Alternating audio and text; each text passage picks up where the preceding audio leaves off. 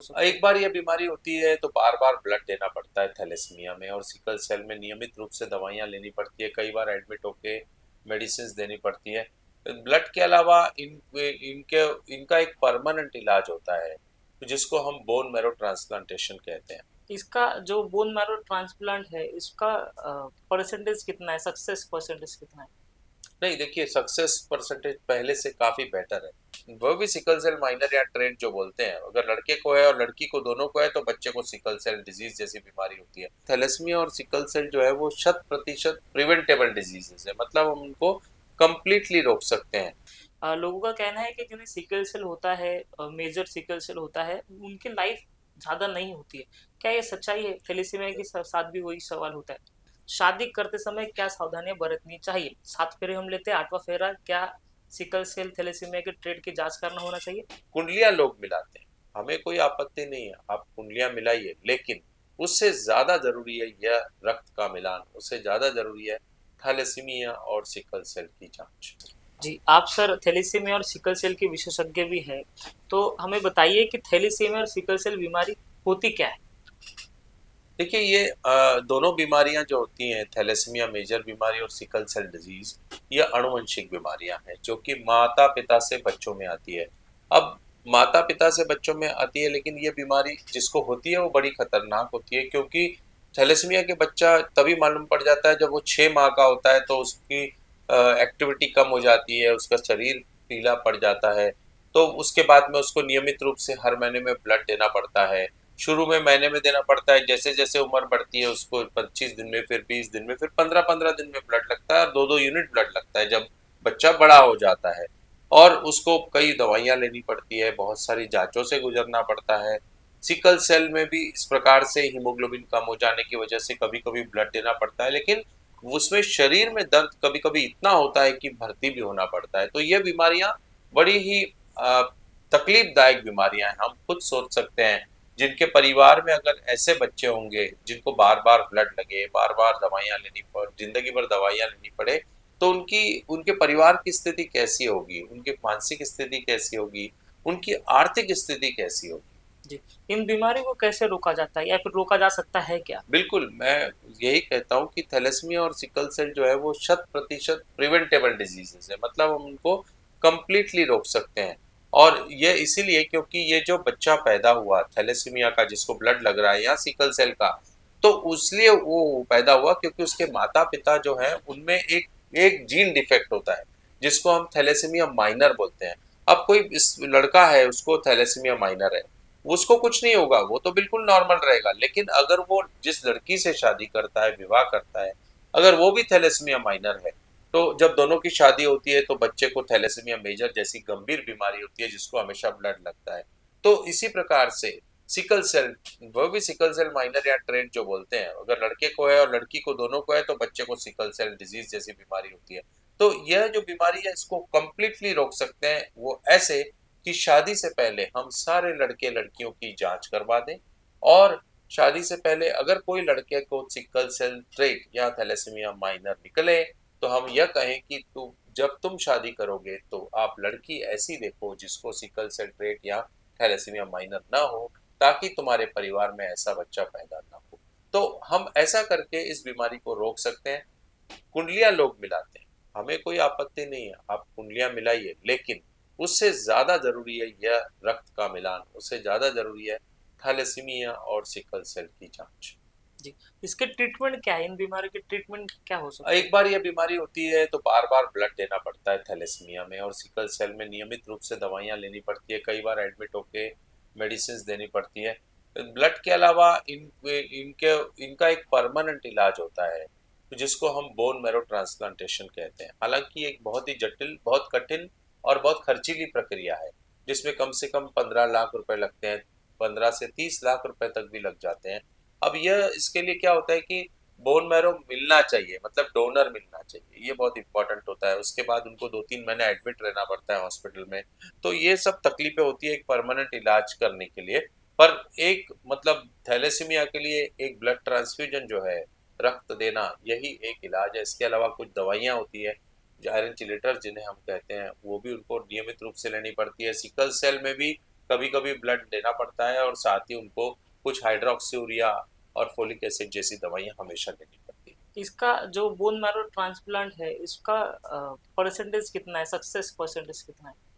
नहीं, देखिए success percentage पहले से काफ़ी बेटर है।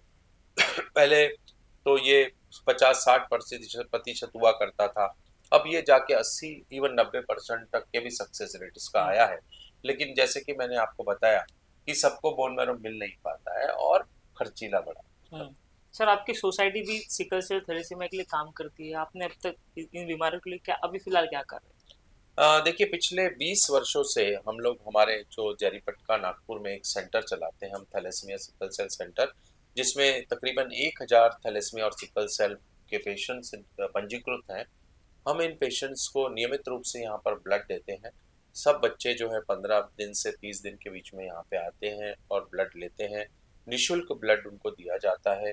जो भी डिस्पोजेबल्स लगते हैं हमारे तरफ से लगते हैं, उनकी जांचें हम लोग निशुल्क करते हैं।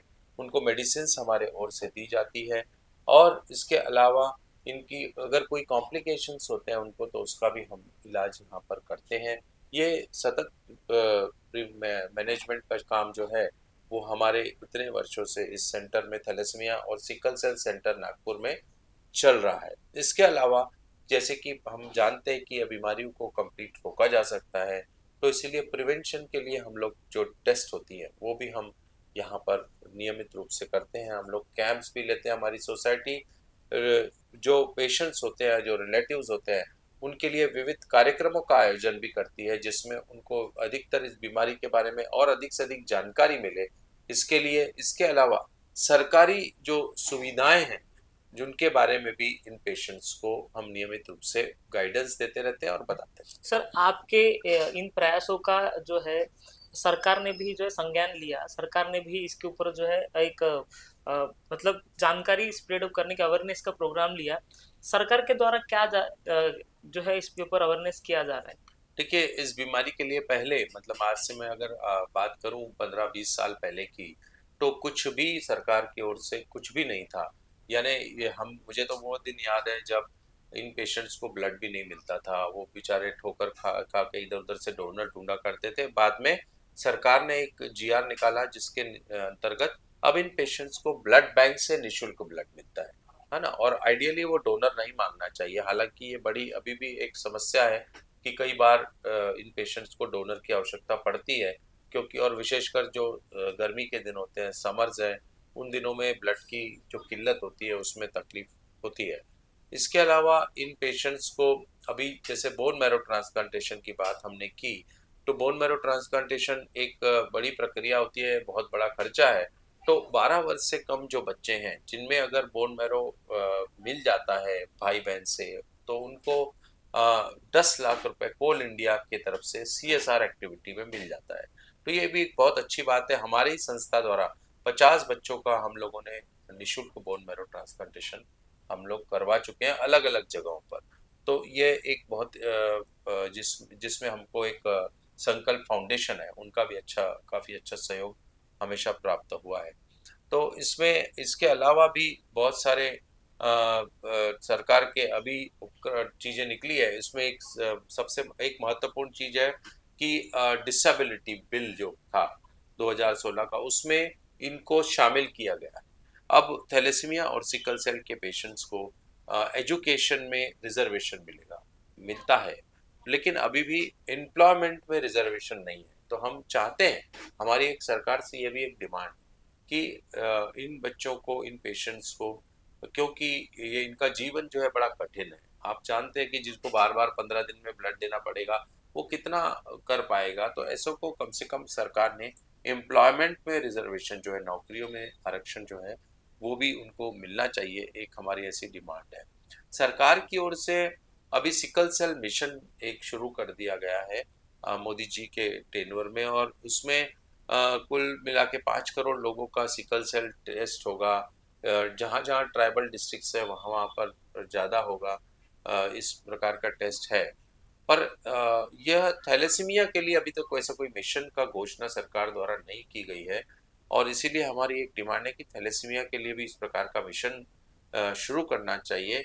आप देखें पोलियो जो हमारे देश में इतना ज़्यादा पोलियो था, अब पोलियो के लिए वो 2 बूंद पोलियो ड्रॉप्स पिला-पिला के मतलब जिसके लिए हमारे देश किस मतलब सरकार के साथ-साथ एनजीओज़, सामाजिक संस्थाएँ, फिर उसके बाद में इवन सेलिब्रिटीज़ जो हैं, एक्टर्स जो हैं, वो भी आ गए कि 2 बूंद आपको पता है 2 बूंद आप पोलियो के 2 बूंद ज़िंदगी जिंदगी के के। पिलाओ, 2 बूंद ज़िंदगी के पिलाओ। तो वैसा ही एक प्रकार से एक मुहिम थैलेसीमिया और सिकल सेल के लिए चलनी चाहिए, जो एक राष्ट्रीय स्तर पर होनी चाहिए और राष्ट्रीय स्तर से उतरकर नीचे तक के उस मुहिम को आगे बढ़ाना चाहिए, ताकि इन प्रिवेंटेबल डिजीजेस को यानी सिकल सेल और थैलेसीमिया को हम कंप्लीटली रोक सकें और इसको हमारे समाज से निकाल सकें। तो समाज में कई सारे सवाल या फिर भ्रांतियां जो है थैलीसीमिया और सिकल सेल्स के बारे में है। लोगों का कहना है कि जिन्हें सिकल सेल होता है, मेजर सिकल सेल होता है, उनकी लाइफ ज्यादा नहीं होती है। क्या ये सच्चाई है? थैलीसीमिया के साथ भी वही सवाल होता है। बिल्कुल। आप देखिए अगर आप 15 से 20 साल पुरानी बात देखेंगे, तो तब तो एक थैलेसीमिया का जो पेशेंट हुआ करता था, वो उसको बहुत ज़्यादा होप अपनी ज़िंदगी से नहीं रहती थी और क्योंकि उस समय ब्लड की कमतरता थी, दवाइयाँ बिल्कुल नहीं थी, बोन मैरो ट्रांसप्लांटेशन जैसी चीज़ें नहीं थी, तो ऐसे टाइम पर average life of a thalassemia patient क्योंकि मैं एवरेज की बात कर रहा हूँ, यानी कोई गाँव में रहेगा जो जहाँ उनको कोई ट्रीटमेंट नहीं है तो बहुत कम रहती है, शहरों में जो अच्छे से ट्रीटमेंट लेते हैं उनकी अच्छी रहती है, बट एवरेज लाइफ जो थी वो 10 से 12 साल, 15 साल, 12 साल बस इतनी थी। लेकिन आज की तारीख में काफ़ी इम्प्रूवमेंट हुआ है क्योंकि ब्लड अभी मिलने लग गया है, दवाइयाँ अच्छी, आयरन चिलेटर्स आ गए हैं, बोन मैरो ट्रांसप्लांटेशन से काफ़ी बचाव हो जा रहा है, तो ये बढ़ के एवरेज लाइफ 20-25 वर्षों तक हो गई है। हालांकि इसका कोई ऐसा कोई फिगर नहीं आया है एग्जैक्ट कितना है, लेकिन फिर भी एक अंदाज मैं बता रहा हूँ। कई बच्चे ऐसे होते हैं जो कई ऐसे भी पेशेंट्स हैं, बच्चे बोलना भी नहीं चाहिए, ऐसे पेशेंट्स हैं जिनकी 40 साल उम्र हो गई है, 45 साल उम्र हो गई है, जिनकी शादी भी हो गई है, थैलेसीमिया के पेशेंट्स हैं। सिकल सेल के तो कई हैं ऐसे 45-50 साल के। तो ये जो अच्छे से ट्रीटमेंट लेगा, जो अच्छी तरीके से जो भी डॉक्टर्स ने सलाह दी है वो करेगा, उसको निश्चित रूप से अच्छी आयु वो उनको मिलती है।